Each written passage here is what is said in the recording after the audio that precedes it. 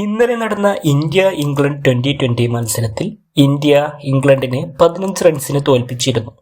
എന്നാൽ ഇന്നലെ നടന്ന 2020 മത്സരത്തിൽ കൺകഷൻ സബ്സ്റ്റിറ്റ്യൂട്ട് ഉപയോഗിച്ചതിനെപ്പറ്റി ഒരു വിവാദം ഇപ്പോൾ ഉയർന്നു വന്നിട്ടുണ്ട്. ഇന്ത്യൻ ഓൾറൗണ്ടർ ശിവം ദുബെ ബാറ്റിംഗ് സമയത്ത് തലക്ക് പന്ത് കൊണ്ടതിനെ തുടർന്ന് പകരക്കാരനായി പേസ് ബൗളർ ഹർഷിത് റാണയെയാണ് ഇന്ത്യ ഇറക്കിയത്. ഇതേ തുടർന്ന് താരം 4 ഓവറിൽ 33 റൺസ് വഴങ്ങി 3 വിക്കറ്റുകൾ വീഴ്ത്തുകയുണ്ടായി. ഇത് ഇന്നലത്തെ ഇന്ത്യയുടെ വിജയത്തിൽ നിർണായക പങ്ക് വഹിക്കാൻ കാരണമായി. എന്നാൽ ഇംഗ്ലണ്ട് ക്യാപ്റ്റൻ ജോസ് ബട്ട്ലർ ഈ നീക്കത്തെ വിമർശിച്ച് ഇപ്പോൾ രംഗത്ത് വന്നിരിക്കുകയാണ്. ദുബൈക്ക് പകരം റാണയെ ഇറക്കിയത് സമാനതകളുള്ള മാറ്റമല്ലെന്ന് ബട്ട്ലർ അഭിപ്രായപ്പെട്ടു.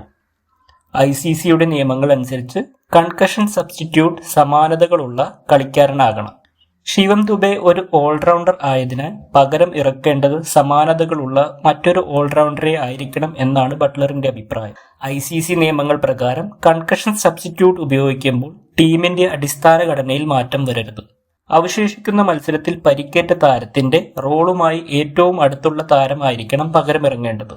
എന്നാൽ മാച്ച് റഫറിയുടെ അന്തിമ തീരുമാനത്തിന്റെ അടിസ്ഥാനത്തിൽ മാത്രമേ കൺകഷൻ സബ്സ്റ്റിറ്റ്യൂട്ടിനെ കളിക്കളത്തിൽ ഇറക്കാൻ സാധിക്കൂ. നിലവിൽ ഈ വിവാദത്തിനെ പറ്റി ICC ഈ വിഷയത്തിൽ പ്രതികരണമൊന്നും നടത്തിയിട്ടില്ല.